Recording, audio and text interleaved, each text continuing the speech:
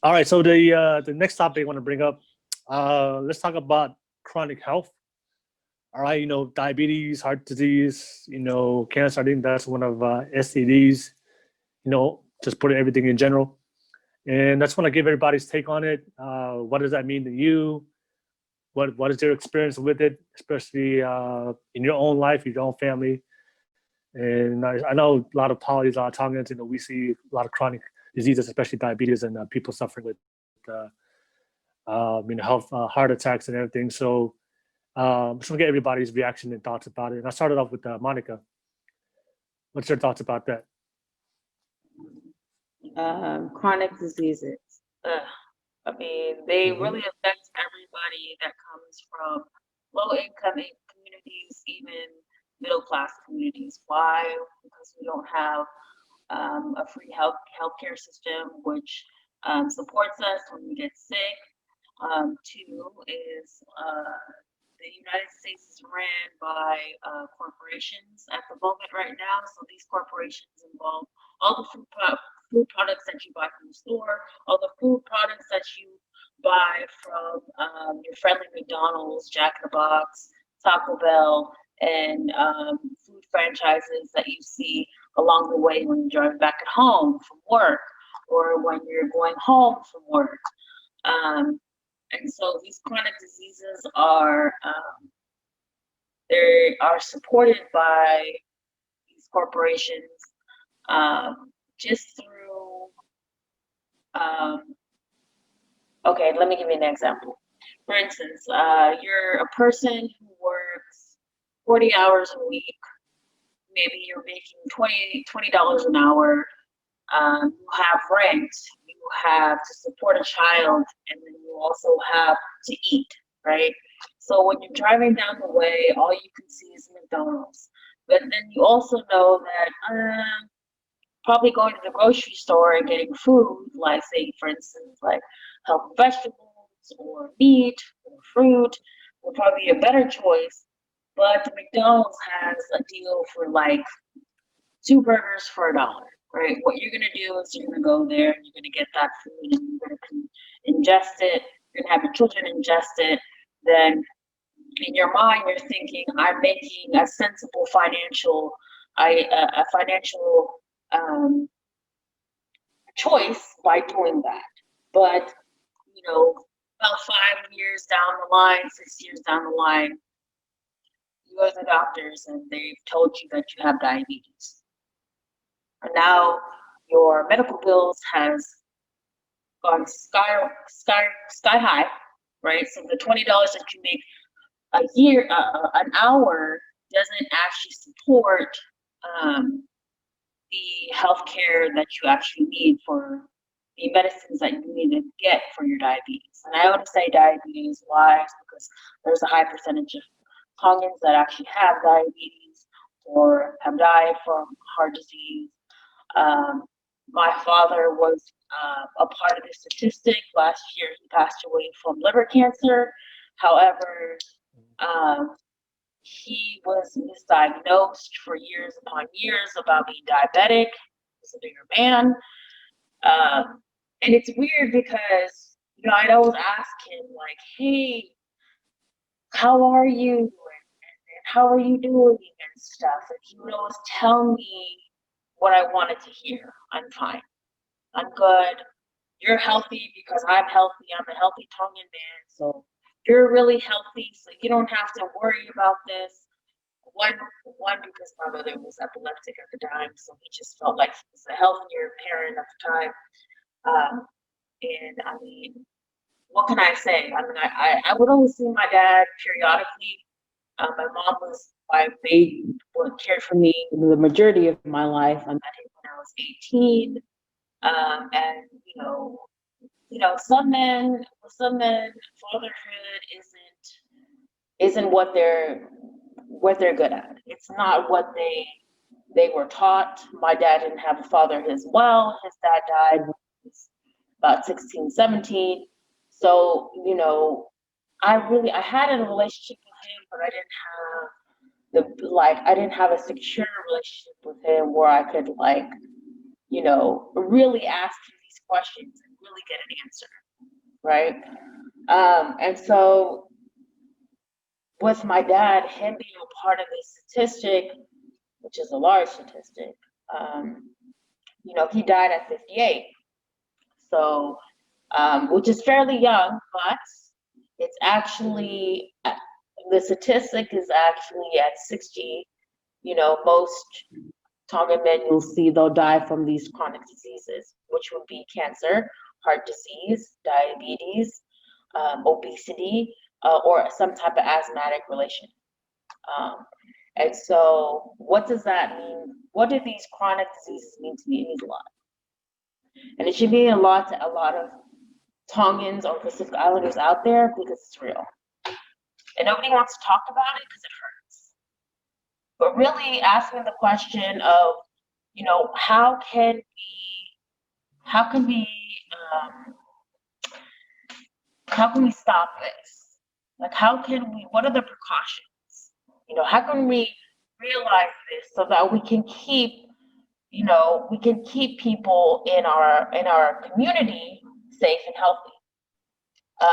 That means a lot, and it should mean a lot to everybody else, but it's hard, and I know, because nobody wants to talk about it. So that's what it means to me. All right. Okay. What about you, Fetty?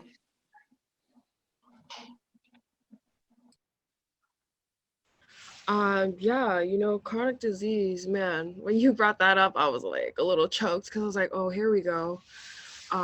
We're dying out here. Yeah. We are dying out here. And, I really believe that some of our parents, they were just better off living in the islands because over here, we just live through systems and systems. And one of the systems is our nutrition. And it's so corrupted. It's not even funny. Mm-hmm. It's so corrupted. Mm-hmm. And as a first generation, I'm not sure if you guys are first generation, but I'll speak for myself. Trying to understand that our parents migrated from the islands here. They had to go to McDonald's. They had to go to Jack in the Box. They had to go to whatever they could afford for us to survive. Being a first generation, we understand that. And now that we recognize it and acknowledge it, we have to do something about it. And I really feel that it's our duty to break that cycle. And what cycle that is just our people dying from just eating a burger or just eating chips and just eating all of these factory-made processed foods. And, we came from the islands where everything's natural. So chronic disease is such a huge factor to us polys because where some of us are stuck in the cycle because like Monica mentioned, we got bills going on, we got all of this stress going on. It's just like we're not going to pay attention to our nutrition because we're just trying to get through a day.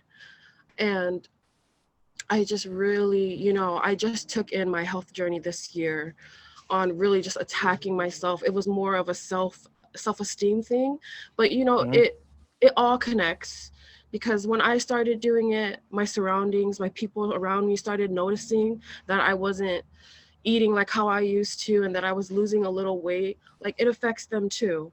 And then I think it all connects like throughout the planet, because if we all eat good, there's going to be like less animals dying. There's going to be less of these companies trying to mess us up. Because I know there's some health associations that are sponsored by like McDonald's and Jack in the Box. And I find it hella funny because it's like, what the hell? Y'all supposed to be helping us, but y'all supporting the people that are killing us. So chronic disease is a huge thing. I just think us Polynesians, we need to take it more seriously. And I know it's more easier said than done, but it's such a huge thing. We need to take care of our health. And it's not just what we're eating. It's our mentality, spirituality, physicality. And chronic disease is a huge problem. For sure. What are you, Joe? Yeah, I agree with you guys. Polynesians are part of that statistic of, dying so early from, diabetes and, our weight being uncontrolled, you know what I mean? I know my pops passed away, rest his soul, but he passed away from the same thing. He was suka, and um, yeah, he passed away from it. And I did like some network marketing stuff way back when, and it was like a health thing. So so one of our leaders there, they brought up, and my mentor, they brought up a statistics for Polynesians, and more Polynesian, like 80%, I think it was 80% of Polynesians die between the age of 50 and 70 due to these complications with the dieting and their health, you know and a lot of it can be changed. A lot of these things can be changed. It's not like a permanent thing. A lot of these diseases can be changed just by eating healthier and living a healthier lifestyle. But it's also hard when you have caipolas every week, Puaka's always on the table, all of these things, and I feel like it's also part of our culture, is just to have these big feasts every single time, you know what I mean? And I also feel like educating our people and educating the young, our future generations, because our older generations, it's they're older already, you know what I mean? They're not going to change just because you're telling them to change, and it's not stuff. I mean, some of them will listen, some of them will change, but I feel like to change the statistics, we got to reach out to more of the younger generations, more like us, reach out to them, and we got to talk about it. We got to actually see it, you know what I mean? I mean, with agriculture and livestock and all of that, being the future of you know of how we process food in this country, it's not healthy. You know what I mean? You go to like Europe. I like watching like these travel videos and stuff like that. When you're going to Europe, or like you go to Japan, you go to like, everything's so fresh, right off the sea, like how like back in the islands, straight out the sea. People actually go hunting. The livestock there is so healthy because they're free range. You know what I mean? They actually have big farms out there where they free range. Out here, our livestock is just, they're all, caged up and fed slob, and then they're butchered to kill because the next, they got to get paid for for the next order. I feel like we kind of gotta like step back from agriculture, and kind of take a little step back from livestock and all of that type of stuff, because there's so much demands now. People are kind of hooked on it already. You know what I mean? We're hooked on going to the store, buying stuff that's already killed, and going home and cooking it, or going to McDonald's. It's already processed. It's already gone through the factory. You don't know what kind of chemicals they use in there to keep the food going for weeks, and sometimes months. And food ain't supposed to last that long. Food ain't supposed to last a whole month. You're supposed to have whatever you have there, and you eat it there. You're not supposed to kill for a whole month. I mean, maybe a few days to have, but I feel like with the big country and the big demands that we have, and agriculture and livestock being and constantly like growing, and the demands for it, it's kind of hard to kind of take a few steps back and actually try to live this healthier life. It's hard because to try to live a healthier life is more expensive than trying to choose between going to McDonald's and going down to the grocery store and actually getting some fresh greens and stuff. Like, it's expensive to buy vegetables. Why? Why is it so expensive? Yeah. So I feel like educating people about it, because everybody has a story to tell,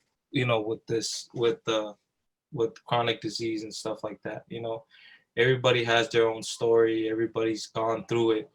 And I feel like with the newer generations, they'll understand, you know, we got to eat with moderation. We can't just, you know, we can't just buy it just because it's there, you know, and I feel like that's what we're doing. We're buying it just because it's there. You know, you're hungry and you're like, oh, I can DoorDash here, you know, I can DoorDash there. The convenience of not leaving your home, or, you know, a McDonald or Jack in a Box being right down the road from your house, you know, it's kind of like it's killing us in a way where, you know, we're not really seeing it. And I feel like, you know, if we can, create something in our community to you know, to have self-awareness, you know, on these things, I feel like that would help our community a lot. I feel like, you know, helping people understand the difference between, you know, all of these things would also help us in our community. And 80%, that's big. I think it's like 75 to 80%. You know, I don't know if it's grown. That number's grown from when I saw it. I think I saw it like 2 or 3 years ago. But that statistics is scary. You know what I mean? That's really scary. 80%, and we're like what, 1% in this country? 2, maybe 5. So small, yeah. The Pacific Islanders are so we're such a small communities, but we're dying the most from these things, you know, and it's preventable, and that's the crazy thing. It's a preventable disease, but we don't want to prevent it. Yep. Yeah. Yeah. I mean, I think in my experience, I think to answer your question, Joe, it was like I think our population will make it less than 1%, but majority of us, we die from chronic health and chronic diseases. Yeah. I know Monica.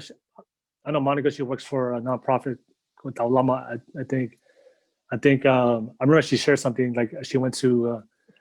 She had a seminar with a lot of older Tongans, and they asked them about chronic diseases, and I think she said majority of them didn't even know what diabetes was, even though most of them had diabetes, which was kind of like crazy to me when I heard that. I think it's So, really. Go ahead, Monica. If you want to so it join in. was in Yep. East Palo Alto, and we do elderly support programs before COVID, and we have one program in East Palo Alto. It's on Wednesdays, and so what we do with these is, you know, we have food, we have a gathering, we have people come in, talk, to speak in Tongan to um, folks that you know, don't speak English, or maybe do, but Tongan is primarily their language, about the different health disparities in Pacific Islander populations. Tongan, obviously, we're part of this realm, and so we have surveys that we pass out to folks, and this is how we kind of gain an understanding of what's going on. And so um, we had about a good 15 folks there. Um, and then we passed out these surveys asking them about, you know, do you know about diabetes? Who do you know that has diabetes? Really simple questions, not, you know, and those are the two main questions that we wanted to be answered, which is, do you know about diabetes? What do you know about diabetes? And who do you know that has diabetes? In the survey, 13 of them, we received 13 people saying that they were diabetic. We also received 15, the whole 15 saying, you know, when we asked them what they knew about diabetes, they just said bad blood. That's scary. That's very scary. And it should be scary, because that's not enough knowledge for somebody to know when they have diabetes that that's all they know about it, right? And so I just wanted to Yeah, show this. that's crazy.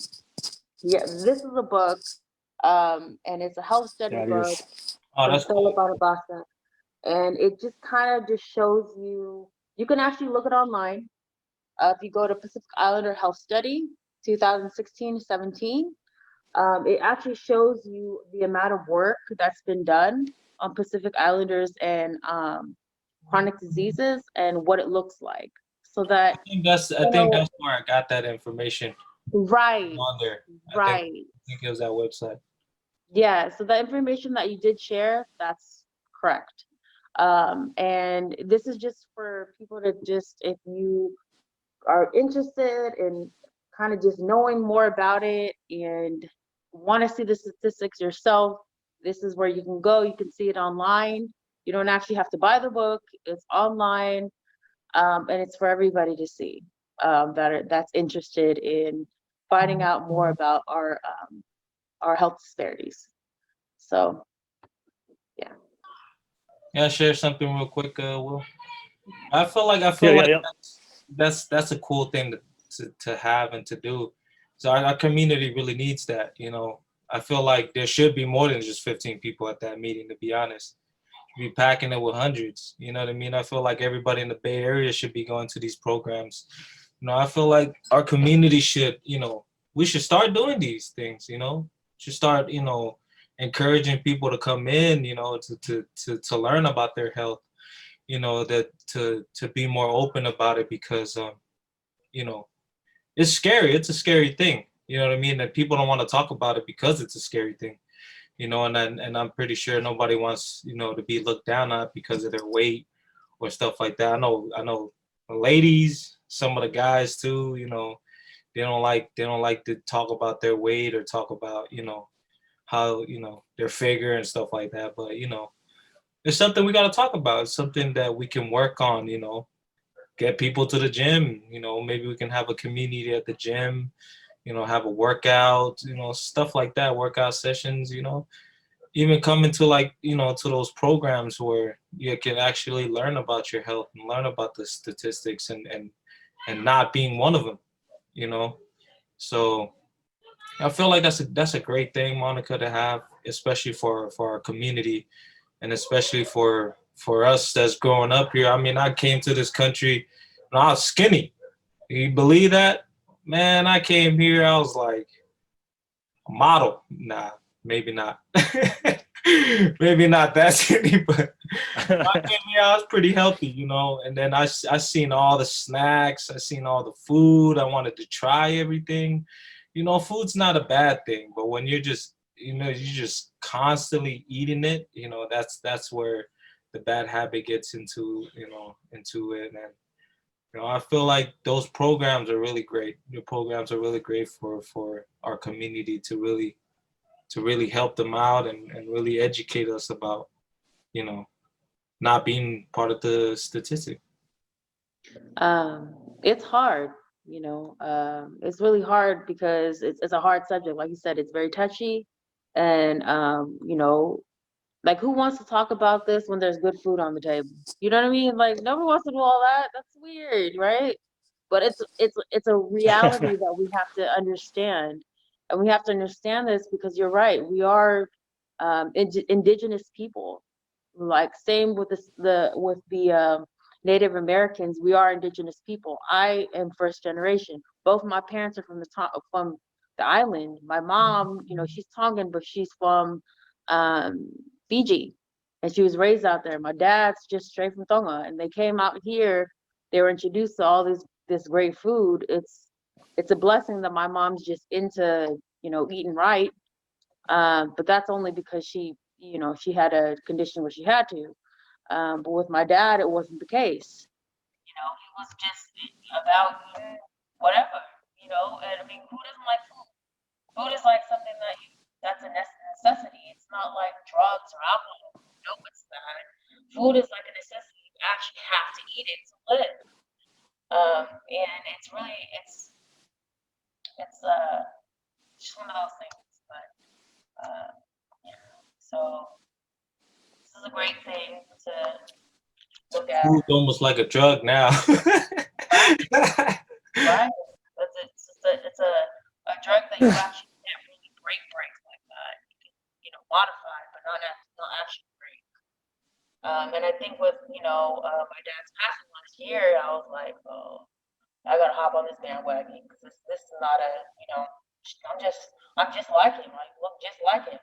Thank God I don't look like the milkman, but you know, I look just like him. Like that's my genetics. So I actually have to look at that. You know, I have to really be on it because you know it can easily happen to me as it happened. So.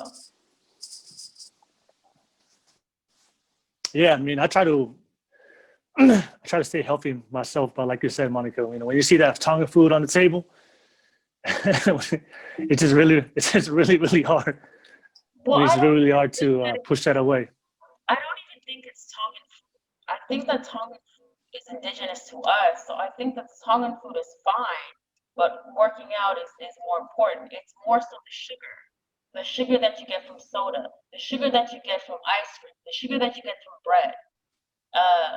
I don't, there's no actual research on this, but the sugar intolerance that I would say most indigenous people have, same as the Native Americans, or other people from indigenous places. Our sugar intake is a lot, like what our bodies can process for sugar is a lot less, say, somebody from a European country or from an Asian country. One, because there's rice, there's high, there's more carbohydrates. Most Pacific Islanders or indigenously we're more able to eat like yams, like plantains. Plantains are straight from the earth. That's fine.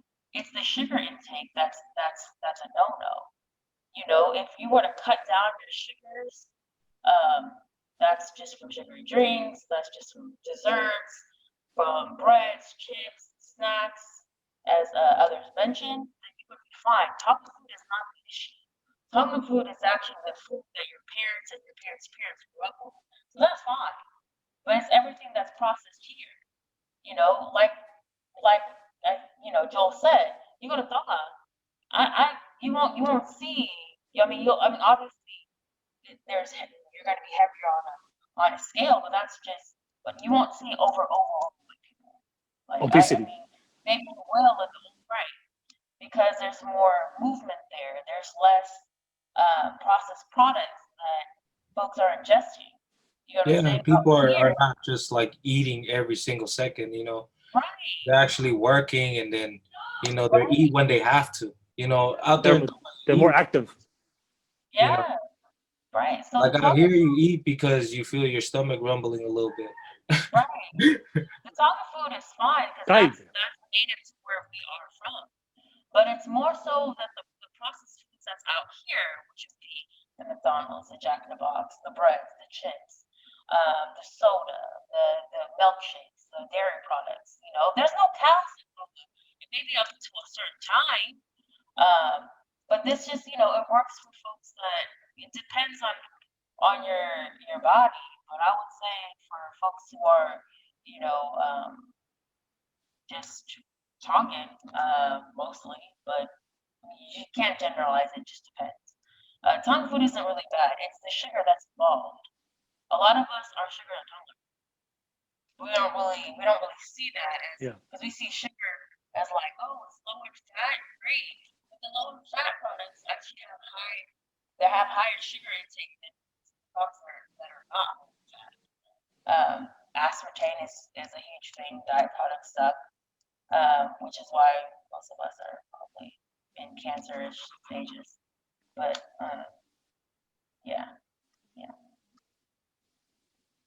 Yeah, I want to go off something that Peti said.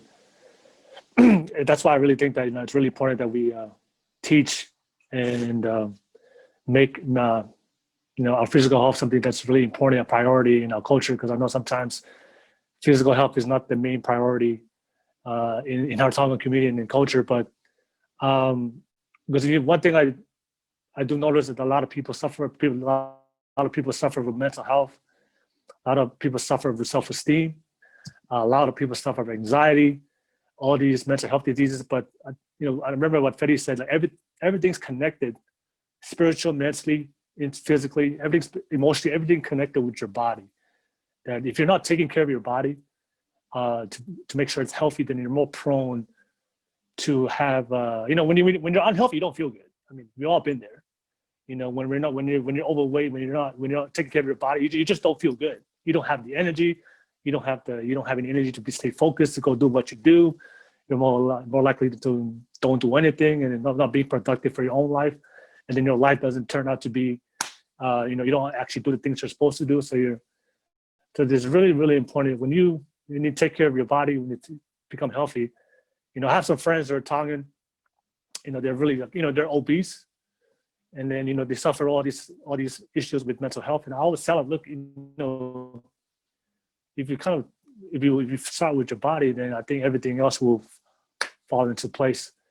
And it's just sad to see a lot of a lot of people I know that they suffer, but they don't have the knowledge to realize that it's like if they become more healthy. They try to go to see therapists, they try all these things. But I always tell them, look, just start working out. And if you start working out, then everything will you just feel better and then do better in life. Peti, what do you think? I know you've been quiet. Lately, so I end up the topic with you. What do you think, Peti? Any last words? No, not really. I think Monica and Joe basically.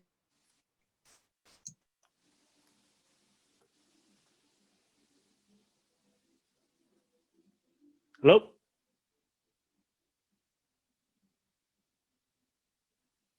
Can everybody hear me? Okay, I think I'm okay now. Oh. All right, cool. So, physicality, yes, that is important, but I think the most important thing is to focus on is your eating.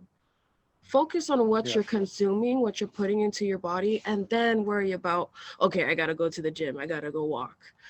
Just be healthy. Yeah. Yeah, but mostly focus on your eating before you worry about your physicality, because I think that's what's more important is what you're putting into yourself, what you're consuming.